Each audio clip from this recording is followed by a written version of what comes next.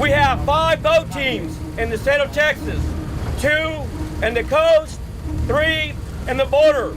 Our main focus is the human trafficking, narcotics, and the interdiction of criminal activity. We're going to go down to the middle of the river and watch both sides. We saw the smugglers last night getting ready to cross. Smugglers exploit the porous open border we have in this country and use it to smuggle drugs, human beings. We're going to see it on the ground here at the river.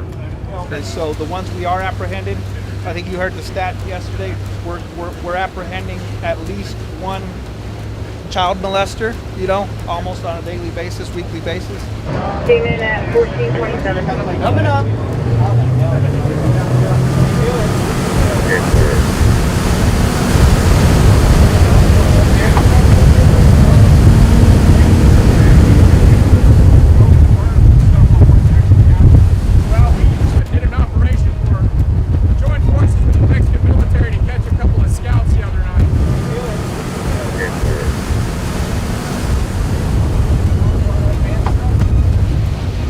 What's the most people you got in one day?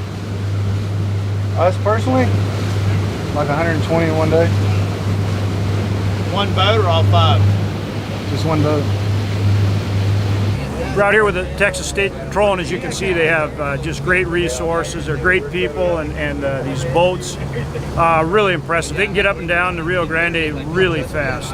I think up to 65 miles an hour, and it's really important because this is where people come across all the time, and so they've got to be able to cover a lot of area, and they do. But again, it demonstrates on the border, to secure the border properly, we need the right resources. We need the right mix of people and resources and technology, and of course a border wall.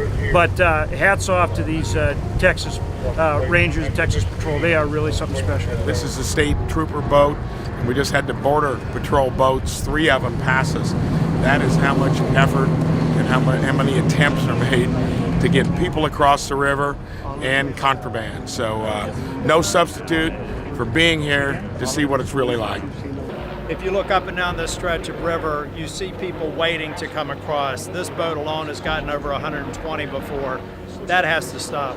Behind me is a wall that was built by a private landowner.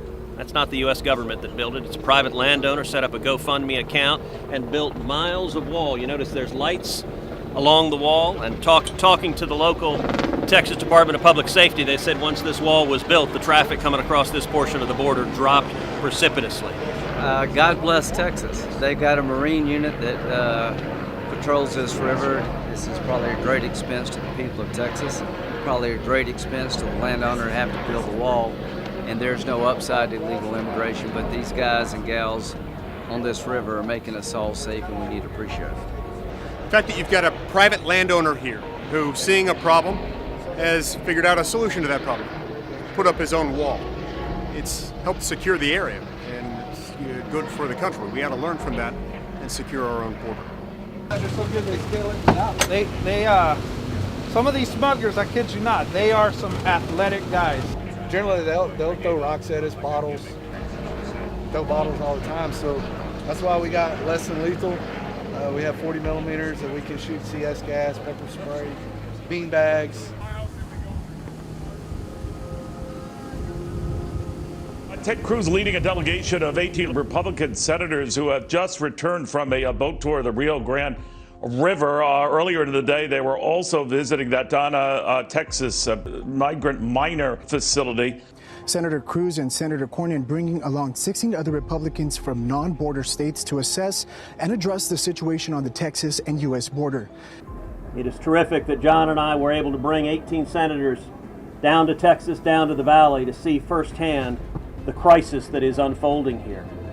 The smugglers, the drug runners, they understand our laws and they know how to exploit them to their benefit. We have talked to these border patrols, and they have told us how overwhelmed they are. We need to help them by putting good policies in place.